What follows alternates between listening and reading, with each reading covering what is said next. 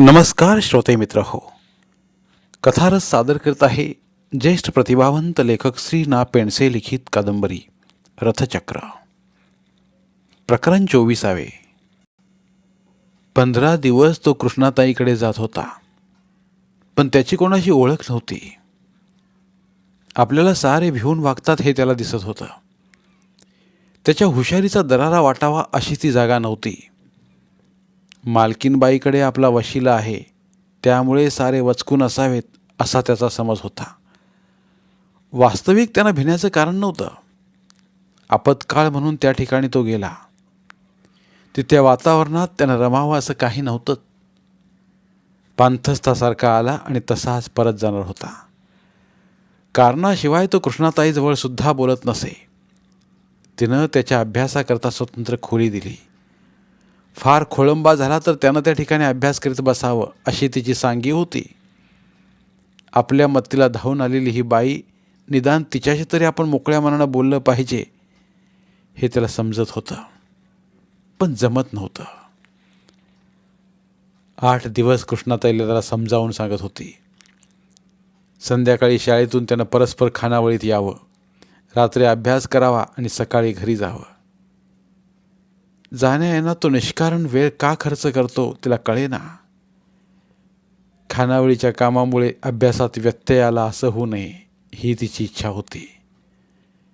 केव्हा तरी तिच्यापुढे त्याला नमावं लागणार होतं. ती वेळ एक दिवस आली. मांडवात नेहमीपेक्षा गर्दी दिसत होती.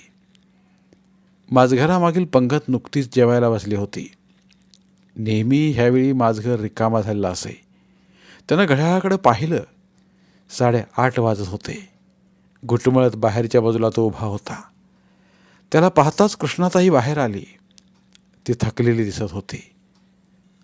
आजपासून कामाला येऊ नका, ती संतापून बोलली आणि माझघरात चालती झाली. जरा वेळ अडखळून तो जाऊ लागला. झपाट्यानं ती बाहेर आली. कुठं निघालास? घरी. लाज नाही वाटत? चालता हो म्हटलं तर लगेच निघाला. असं का सांगितलं ते विचारायचं तरी. जशी काही मलाच गरज. खाणार आहात काय? तो स्तब्ध उभा होता. कृष्णाताई त्याच्या जवळ गेली आणि हळू आवाजात बोलू लागली. वाईट वाटून घेऊ नकोस, पण पाहिलीस ना कशी गर्दी उसळली आहे. खुनाच्या खटल्यात सुटलेले लोक आता जेवायला बसले आहेत. संध्याकाळी 5ला वर्दी मिळाली. मेजवानी करा. 10 वाजेपर्यंत त्यांचा हा गोंधळ चालणार. त्यानंतर तू माझं काम केव्हा करणार आणि घरी जाऊन अभ्यास केव्हा करणार? इथं अभ्यासाला येत जा सांगितलं तर तुला पटत नाही. खोली दिली ती पसंत नाही का? तसं काही नाही. नाहीतर दुसरी खोली देते. तुझ्याच कल्याणाकरता सांगते. मी धंदेवाली बाई. थोडा तरी हिशेब मला पाहायला हवा. आईनं नको सांगितलं म्हणून खोटंच सांगितलंस ना? नाही बा. नाही बा काय? ती बिचारी दुपारच्या उन्हात इथं आली आणि मंगळसूत्राची शपथ घेऊन सांगू लागली. तिला काही माहीत सुद्धा नाही आणि तू खुशाल सांगतोस? उद्यापासून येतो असं शहाण्यासारखं बोल. कोणाला वाटावं ह्याच बाईला गरज आहे. आता घरी जा, उद्या वळकटी घेऊन ये. काखेत वळकटी मारून तो खानावळीकडे चालला होता. कृष्णाबाईनं गेल्या 15 दिवसात त्याच्यावर इतका लोभ केला, इतक्या प्रकारानं त्याला मदत केली, तिची त्याला शिसारे आली. पण ते बोलायची चोरी होती. उरले दिवस वारावर काढले असते तर बरं झालं असतं असं त्याला आता वाटत होतं. इतक्या दिवसानंतरही ती नेमकी कशी आहे ते त्याला ठरवता येत नव्हतं. अशी लहरी बाई त्यानं पाहिली नव्हती. तिच्या मनासारखं होत असलं की गडी माणसांची सुद्धा सरोबरी करे. नवऱ्याबरोबर लहान मुलासारखी हमरी तुमरी करी आणि फैसल्याकरता नोकरांकडे जाई. तिच्या बाजूने निकाल झाला की नवरा ओरडे, साल्यांनो ती जेवायला घालते म्हणून होय? लक्षात ठेवा, मी आहे म्हणून ती आहे. एका माणसाची फजिती म्हणत कृष्णाताई टाळ्या वाजवी. त्यानं हा प्रकार पाहिला तेव्हा नोकरी सोडावी असं त्याला वाटलं. मूलबाळ नाही म्हणून ती अशी वागत असावी असा त्याचा तर्क होता. कुत्र्याशी खेळताना त्यानं तिला पाहिलं तेव्हा त्याला ही कल्पना सुचली. लहान मुलाला बिलगावत तशी त्याला ती बिलगे, त्याचे पापे घे. त्याला प्यायला घ्यायचं तेवढं तिनं बाकी ठेवलं होतं. या बाईला रागावता कसं येतं, दम कसा देता येतो, हे त्याला एक कोडच होतं. कारणाशिवाय तिच्याजवळ एक अक्षरही बोलायचं नाही असं त्यानं ठरवलं. पण स्वतःभोवती त्यानं उभं केलेलं कवच फोडून कृष्णाताई जवळ केव्हा आली त्याला कळलंच नाही. तिच्याबरोबर बोलताना त्याला आता अवघड वाटत नव्हतं. खानावळीशी येताना आपल्यात पडलेला हा फरक त्याला जाणवला. पोरं गोट्यात म्हैशी पिळत होती. त्याला पाहताच कोणीतरी बोललं, बामण वलकटी घेऊन कुठं निघाला? गोट्यातली चारही पोरं उभी राहून त्याच्याकडे पाहत राहिली. तो त्यांच्याकडे गेला. सगळे चुप्प झाले. काय झालं रे? त्यानं विचारलं. कोणी बोलेना. एकमेकांकडे पाहून ते मिश्किलपणानं हसत आहेत असं त्याला वाटलं. आजपासून झोपायला इथं येणार आहे, तो आपण होऊन त्यांना सांगू लागला. सांगितलं नाही, टाली दे.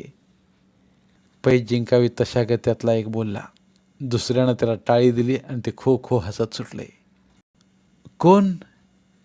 मी. उघडदार. तो आत गेला तेव्हा कृष्णाताई खाटेवर विश्रांती घेत पडली होती.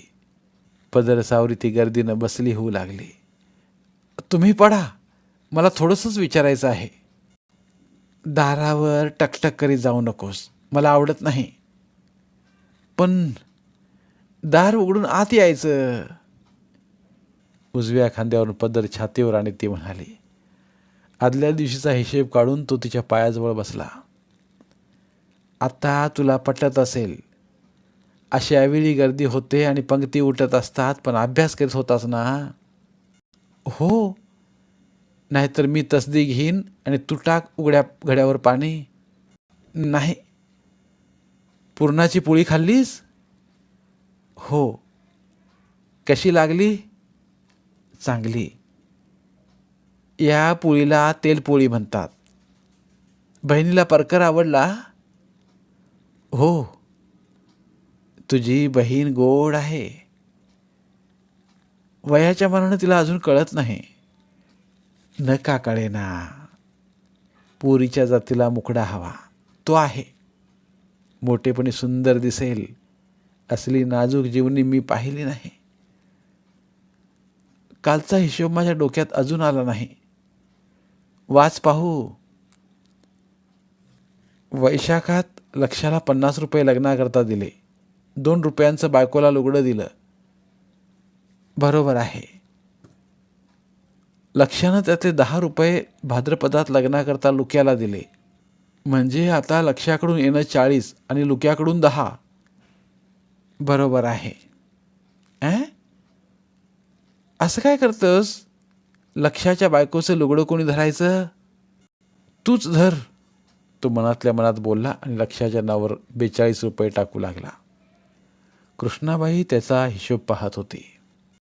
कुळवाडी, हिशेब काय लिहितोस? लक्षानं 5 मन भात घातलंय ना? हो हो. मग ते वजा कोणी करायचे? लक्षाचे खाडे पण हिशेबात धरायचे ना? बघू देत म्हणून पदर सावरीत कृष्णाताई खाली वाकली. जरा वेळ वहीत डोकं घालून तिनं वही बाजूला गेली. त्याचे किती पैसे? ठेवून दे पाहू. आज मला तापवू नकोस. गळवासारखे पाय दुखतायत माझे. हाताशी एवढी माणसं असताना तुम्ही कशाला धावाधाव करता? मग काय करू? एके ठिकाणी बसून हुकूम सोडायचे. चांगली विद्या शिकवतो आहेस, अशानं वाटोळं होईल धंद्याचं. एवढं बोलून कृष्णाबाई खाटेवर आडवी झाली. आज पुरे. मग येऊ? चालेल, जरा वेळानं ये. स्पष्ट सांगू का तुला? हिशोबाचं निमित्त आहे. म्हणजे कोणीतरी माणूस हवा होता, पण गावात हवी तेवढी मिळाली असती. जमलं तर तुला अभ्यासात मदत करावी हा खरा हेतू. परीक्षा होईपर्यंत ह्या कामात फार डोकं घालू नकोस. जाता. रात्री चहा लागेल का? नको. भिडावू नकोस. आचार्याला सांगून ठेवते. चहाचा त्रास होतो. एवढं म्हणून तो जाऊ लागला. तिनं त्याला थांबवलं. त्या ट्रंकेवर लुगडी ठेवली, ती घेऊन ये. लुगडी घेऊन तो कृष्णाताईकडे आला. ही? हो, पाहू दे. नाजूक हाताने घड्या उलगडून तिनं ती पाहिली आणि त्याला विचारू लागली, कशी काय वाटतात? छान आहेत. सकाळी घरीने तुझ्या आईकरता आणली. दंड लावली लुगडी नेसून सगळीकडे वावरते. तुला अक्कल नाही का? एवढी 4 काय करायची? 2 बहिणीला किती दिवस तिला परकर नेसवणार आहात? जा जा, आता अभ्यासाला बस. कृष्णाताईने त्याला ढकललंच. तो आतल्या खोलीत आला आणि डोळे मिटून बसला. क्षितिजावर आलेला पूर्ण चंद्र दिसताच त्याच्या लक्षात आलं, आज होळी पौर्णिमा. तळाच्या एका बाजूला रचलेली उंच होळी त्याला दिसत होती. गवताचा उभा शंख निमुळता होत आकाशाला भिडल्यासारखा वाटत होता. तळाशी रचल्या हिरव्या फांद्यांनी होळी अर्धी झाकली होती. सभोवती गलका चालला होता. एकाग्र होण्याचा त्यानं बराच वेळ प्रयत्न केला. अखेरीस इतिहासाचं पुस्तक मिटून भूमिती उघडली. वर्तुळाच्या सिद्धांतावर एक अवघड उपसिद्धांत तो सोडवू लागला. 2 दिवस त्या गणितानं त्याला सतावलं होतं. सारख्या त्रिज्येची 2 वर्तुळं काढून त्यांचे बिंदू त्यानं जोडले आणि त्या रेषेच्या माध्यमातून एक लंब रेषा काढली. रेषेवरचा एक बिंदू वर्तुळांच्या बिंदूंना जोडला. उपसिद्धांताची आकृती काढण्यात तो गर्क झाला होता. इतक्यात आगीचा डोंब उसळला. खालू डोल बडवू लागले. सनईचा कर्कश आवाज येऊ लागला आणि पाठोपाठ शंखध्वनीचा जयघोष उठला. तालुक्याला आल्यापासून तो होळी पाहत होता. फो एवढंच अक्षर उच्चारून त्याने तोंडावर मूठ आपडली आणि मनातल्या मनात बोंब मारली. आता त्याला फाका ऐकू येत होत्या. त्याची जीभ कळवळली. ह्याच्यापेक्षा ओंगळ फाका त्याला माहीत होत्या. त्या मनानं ते होळकरी त्याला शांबळू लागले. तो हळूच बाहेर आला आणि परसाच्या कडेला उभा राहून उसळलेला डोंब पाहत उभा राहिला. होळी अशीच पेटत राहिली तर जळून खाक होईल. पाणी मारल्याशिवाय धुमसणार नाही असं त्याला वाटलं. विचित्र तडफड अनुभवीत काही वेळ तो उभा होता. उपसिद्धांत सोडवायला आपण बसलो होतो हे लक्षात येताच खोलीत परत आला. खानावळीत सर्वत्र सामसूम होतं. जरा वेळापूर्वीचा कागद त्यांना समोर धरला. मास्तरांनाही सुटलं नाही ते गणित सोडवायचं या हट्टास तो पडला होता. त्याचे 2 दिवस त्या गणितापायी वाया गेले. आजचा दिवस गेल्यातच जमा होता. अखेरचा प्रयत्न म्हणून तो पुन्हा गणित सोडवू लागला. पण आता त्याचं लक्ष साफ उडालं होतं. वर्तुळांच्या कडा त्याच्या डोळ्यांत देखत दंतूर होऊ लागल्या. त्यांचे बिंदू हलके हलके उचलले जात होते. त्याला ते कळत होतं, पण प्रतिकार करावा अशी इच्छा होत नव्हती. घोटा घेतल्यागत शरीर उचललं जात होतं. फक्त डोळे आपल्या जागी होते आणि वर्तुळ फोडून बाहेर आलेल्या स्तनांकडे मिटक्या मारीत पाहत होते. हिशेबाचा कागद पाहण्याकरता कृष्णाताई वाकली तेव्हा असल्याच एका स्तनाचा त्याच्या गालाला स्पर्श झाला. तिच्या अंगात चोळी नाही याचा तोपर्यंत त्याला पत्ता नव्हता. कागदावरची वर्तुळं दोन्ही हातांनी त्यानं दाबली. लक्षाचा हिशेब पुरा करायचा आहे हे त्याला आठवलं. तो कृष्णाताईच्या खोलीत पुन्हा गेला आणि आतला प्रकार पाहता जागच्या जागी खिळून राहिला. कृष्णाताई उतानी पडली होती आणि सायकल चालवावी त्याप्रमाणे हवेत हात फिरवत होती. तिचे मोकळे केस मोराच्या पिसाऱ्यासारखे उशीवर पसरले होते. खांद्यावरून ओघळलेला पदर जमिनीवर लोळत होता. त्याच्या छातीत धडाडलं. तो मागं फिरणार एवढ्यात कृष्णाताई बसली झाली. पदर सावरीतीनं त्याला आत बोलावलं. भीत भीत तो तिच्याजवळ गेला. तसंच दार उघडीत जा म्हणालात म्हणून आलो. अपराधी स्वरात तो बोलला.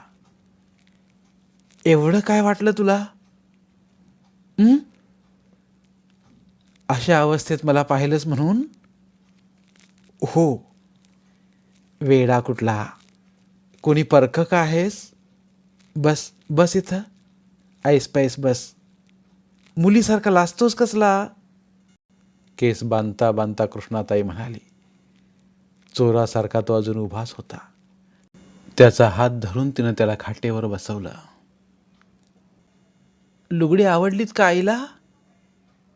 हो, जरा फॅशनेबल आहेत म्हणून विचारलं. आईनं तुझी क्षमा मागितली आहे. माझी क्षमा? त्याच्या नजरेला नजर लावून कृष्णाताईनं विचारलं. दाराच्या फटीत सापडलं बोट काढून घ्यावं त्याप्रमाणे त्यानं आपली नजर जमिनीकडे फिरवली. त्या दिवशी तिनं तुमची झोपमोड केली. तुझ्या आईला म्हणावं मीच तिची क्षमा मागितली पाहिजे. चहा तर नाहीच, पण तिला बससुद्धा म्हटलं नाही. कोरं कापड टरकावून फाडावं तशागत एक फाक त्याला ऐकू आली. पाठोपाठ बोंबांचा वर्षाव झाला. तो शिमगा ऐकताना त्याचा जीव कासावी झाला. खाली मान घालून तो बसला होता. कृष्णाताई आपल्याकडे पाहत आहे असा संशय त्याला येत होता. खात्री करून घेण्याकरता त्यानं वर मान केली. कृष्णाताई त्याच्याकडे पाहून मिश्किल हसत होती. ऐकलंच ना? तिने विचारलं. उमाळा आल्यासारखं त्यानं चेहरा केला. तुला येतात की नाही? नाही. वेड्यासारखं तुला विचारते पहा. हुशारीशिवाय देवानं तुला काही दिलंच नाही. मी तुला एक बक्षीस देणार होते. त्याच्या चेहऱ्यावरचे रंग पालटत होते. तिनं कसलं अत्तर लावलं होतं देव जाणे. त्याचा उग्र वास खोलीभर दरवळत होता. पोटरी खाजवण्याकरता ती वाकली. तिच्या छातीकडे त्यानं चोरून पाहिलं. चक्क्याकरता दही टांगावं तसे तिचे स्तन लोंबत होते. हाताला ते लागतात कसे ते पाहण्याची त्याला उबळ आली. दुसऱ्या क्षणाला त्यानं स्वतःला सावरलं, पण स्तनावरची नजर उचलावी असं त्याला वाटत नव्हतं. कृष्णाताई झटक्यानं बसली झाली तेव्हा तो दचकलाच. काय झालं? तिनं विचारलं. तो चिडला. काहीच झालं नव्हतं आणि ही बाई असं काय विचारते. बक्षीस कसलं देणार होतात? स्वतःला सावरण्याचा प्रयत्न करीत तो म्हणाला. बाहेरच्या फाका ऐकल्यास ना? त्यांच्या जिभेला हाड नाही. त्यांच्यावर कडी करून दाखवलीस तर तुला 5 रुपये बक्षीस. बोल, आहे तयारी? छाट. अंगावर पडलेली पाल झटकून टाकावी तसं तो बोलला. म्हणायची लाज वाटत असली तर लिहून दाखव. त्यानं तिच्याकडं पाहिलं. तिच्या नजरेला नजर देण्याचं धाडस त्यानं प्रथमच केलं. पाठोपाठ तो हसला आणि तिच्या दिशेनं किंचित सरकला.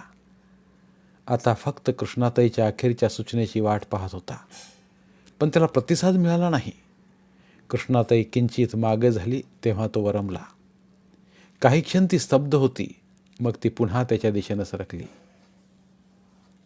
इतका कसा लाजरा तू? लिही ना. त्याच्या पाठीवरून हात फिरवत तिने विचारलं. पिकलेल्या गळवाला गोंजरावं तशी त्याची अवस्था झाली. डाव्या खांद्यावरून त्यानं हळूच नजर टाकली. दोघांच्यात फक्त काही बोटांचं अंतर होतं. निदान तिला खिटून बसावं असं त्याला वाटत होतं. जरा सरकता तरी भागलं असतं, पण तिच्या मनात काय आहे याचा त्याला पत्ता लागत नव्हता. खेटरासारखं तोंड करून इथं बसू नकोस. चालता हो. इतक्या जोरानं ती अंगावर खेकसली. ताडकन तो उभा राहिला. तिरस्कारानं त्याच्याकडं ती पाहतच होती. उद्या म्हणेन. समजली तुझी कुवत. चालता हो. चल निघ. खाली मुंडी घालून तो खोली बाहेर पडला. धन्यवाद. उर्वरित कादंबरी पुढील भागात.